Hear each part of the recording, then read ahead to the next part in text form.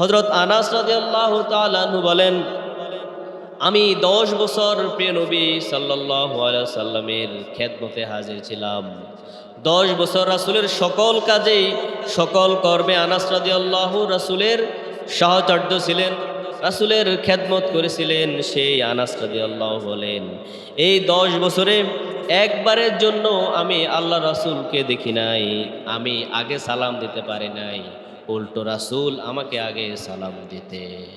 আনাস রাদিয়াল্লাহু বললেন যে ১০ বছরে আমি কখনো দেখি নাই যে আল্লাহ রাসূলকে আমি আগে সালাম দিব, কিন্তু আল্লাহ রাসূলই আমাকে আগে সালাম দিতেন। এখন দেখা যায় আমাদের শিক্ষকরা বসে থাকে, আমাদের শিক্ষকরাদের সামনে দিয়ে ছাত্ররা চলে যায়, ছাত্রদের মুখে সালাম নাই। অথচ রাসূল বলেছেন, জান্নাতে যে সকল লোকেরা যাবে ওই সকল জান্নাতীদের একটি বৈশিষ্ট্য হচ্ছে বেশি বেশি সালামের প্রচলন করা।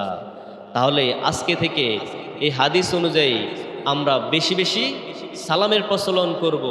ছোটদেরকে সালাম দিব, বড়দেরকে সালাম দিব, মুরব্বীদেরকে সালাম দিব।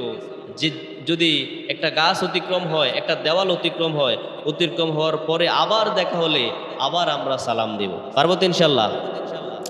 মুহাম্মদ সাল্লাল্লাহু আলাইহি সাল্লামের চরিত্রের একটি দিক হলো তিনি সবার আগে সালাম দিতেন।